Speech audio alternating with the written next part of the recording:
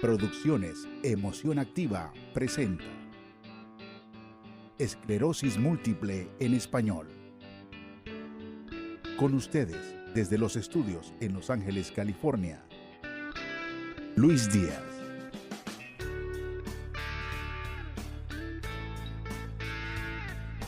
Gracias. Bienvenidos amigos a otro segmento más de Esclerosis Múltiple en Español. Les habla su amigo Luis Díaz y para mí es un placer, un honor, un motivo de alegría estar compartiendo con todos y cada uno de ustedes el día de hoy. En el pasado estuvimos hablando acerca de qué es la esclerosis múltiple. Hablamos además de algunos de los síntomas comunes de esta condición, que es la fatiga y el estrés, entre otros. Hoy vamos a hablar acerca de cómo se da el diagnóstico de esta condición, que a diferencia de otras enfermedades no se da exclusivamente de la observación de tu doctor, sino que va a implicar una serie de elementos muy importantes. Usualmente este diagnóstico se da a la edad de 30 o 40 años. Sin embargo, no se da exclusivamente en estas edades, sino que también puede ocurrir cuando eres muy pequeño, eres un niño, o también puede ocurrir cuando tienes la edad de 70, 80 años. Es un procedimiento que toma tiempo porque, como dije anteriormente, no depende exclusivamente de la observación de tu doctor, sino que va a implicar otra serie de elementos.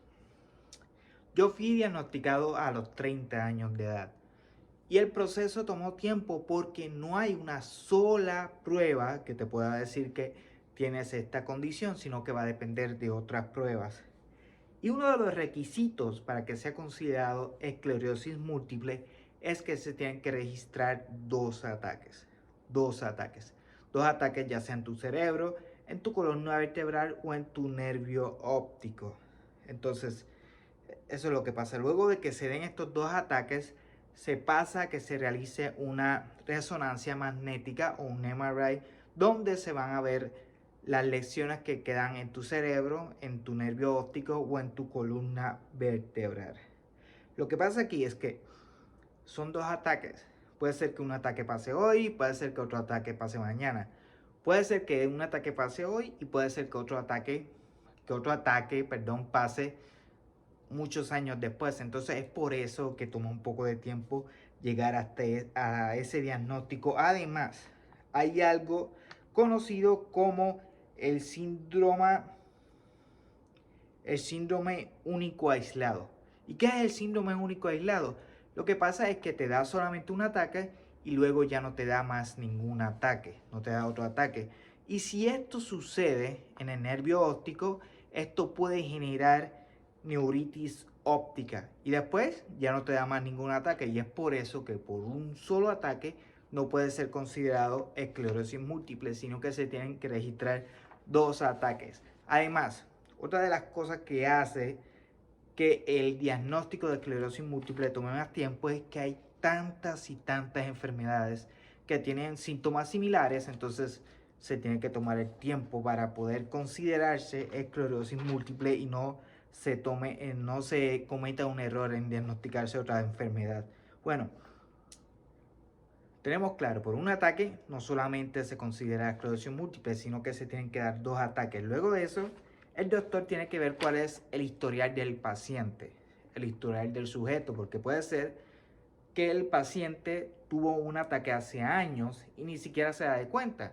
Entonces por eso tiene que estudiar el historial del paciente. Además tiene que estudiar el historial familiar del paciente. ¿Por qué el historial familiar? Porque si tú tienes un familiar que tiene esclerosis múltiple, existe la gran posibilidad de que tú también tengas esclerosis múltiple. Ahora, no es hereditario, pero sí incrementan las posibilidades de que algún familiar también tenga esclerosis múltiple. O sea, no es hereditario, lo que quiere decir que no se ha detectado o no se ha encontrado un gen o descubierto un gen que esté asociado con esta condición. Pero no es hereditario, pero es prácticamente lo mismo, es conmigo. Cuando yo le preguntaba a mi doctor si mis hijos van a tener esclerosis múltiple, me dijo, bueno, no es hereditario, pero sí va a incrementar las posibilidades de que alguno de tus hijos tenga esclerosis múltiple, que es prácticamente lo mismo, si podemos verlo de alguna manera u otra. Entonces tenemos estos dos facetas, pasos a dar para el diagnóstico: estudiar al paciente, el historial del paciente, y estudiar el historial de la familia. Lo que puede ser un poquito difícil si desconoces a alguno de tus progenitores. En mi caso, yo desconozco a mi papá. Yo nunca he tenido una relación con mi papá, ni positiva ni negativa. No he tenido ningún tipo de relación con mi papá. Entonces, yo desconozco por el lado de mi papá cuál es el historial médico de ellos. Entonces es muy difícil. Pero entonces tenemos estos dos pasos: estudiar el historial del paciente, estudiar el historial familiar, y luego después de eso se pasa a hacer una resonancia magnética o un MRI, donde se van a ver las lesiones que hay en tu cerebro, columna vertebral o en tu nervio óptico. Luego de eso, y no necesariamente es obligatorio, pero usualmente se pasa a hacer una punción lumbar para confirmar el diagnóstico. ¿Y qué es una punción lumbar? No voy a hablar de esto, voy a hablar de esto en otro de los segmentos, pero la punción lumbar es prácticamente cuando te extraen líquido de tu columna vertebral. Es un proceso que no causa dolor, pero sí se ha creado una leyenda urbana en relación a esta punción lumbar. Dicen que si te mueves te puedes quedar paralítico.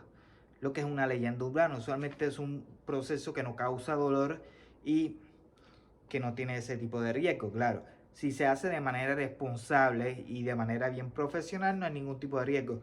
Eso yo lo puedo decir aquí en Estados Unidos. Lo mismo no puedo decir en Puerto Rico o en México, porque puede ser que algún payaso haga algo y quede hasta cuadrapléjico, pero por lo general no. Igual el MRI, donde me voy a enfocar el día de hoy, no es doloroso, no causa ningún tipo de dolor, pero sí puede ser incómodo. Porque cuando te hacen un MRI, tú te estás metiendo prácticamente una máquina, es prácticamente un agujero, y te meten dentro de esa máquina enorme. Y la máquina va a comenzar a tomarte fotos y va a hacer muchísimo ruido y no te puedes mover. Y este proceso puede durar 1 hora y media, y si te mueves puede durar más. Entonces es incómodo. Y más si tú tienes claustrofobia. Si tienes claustrofobia, esto va a ser un dolor de cabeza. Y es por eso que antes de ordenar a que te hagan este examen, tu doctor te pregunta si eres claustrofóbico. Incluso los técnicos del MRI te van a preguntar si eres claustrofóbico, para tomar los medicamentos necesarios y así poder tomarte la prueba. O sea, no es doloroso, pero sí puede ser verdaderamente incómodo. Además, si tienes algún metal, si tienes tornillos, placas en tu cuerpo, marcapasos, si tienes balas, se quedan algunas balas en tu cuerpo, pues no te podrían realizar esta prueba, porque el campo magnético que va a generar el MRI puede atraer esos artefactos metálicos en tu cuerpo y puede dañar la prueba, y además está decir que puede ser muy doloroso. Así que si tienes alguno de estos artefactos, tienes que consultar con tu doctor y ver qué otra opción puedes tener. Ahora bien, esto del MRI es algo que nosotros, las personas con esclerosis múltiple, nos tenemos que familiarizar, porque es la única manera que tiene el doctor para ver si hay algunas lesiones nuevas en tu cerebro, si el medicamento está funcionando, si estas lesiones están activas. Ahora, si quieres ver si tu doctor quiere ver si estas lesiones en tu cerebro están activas, va a ordenar hacer un MRI con contraste. Así que nosotros tenemos que familiarizarnos con esto. Usualmente se hacen una vez cada 6 meses. Ya cuando se estabiliza la condición, con los medicamentos se puede ordenar una vez al año. Ahora, quien ordena la frecuencia, quien determina la frecuencia con la que te vas a realizar estos exámenes, este MRI, es tu doctor. Bueno, damas y caballeros, de momento es todo.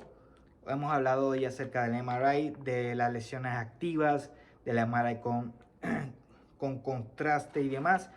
Es todo de mi parte. En la próxima segmento vamos a hablar acerca de más de la esclerosis múltiple, donde posiblemente hablemos acerca de la punción lumbar y otros métodos que se utilizan en otras partes del mundo para llegar a este diagnóstico. De momento es todo de mi parte. Muchas gracias. Hasta la próxima.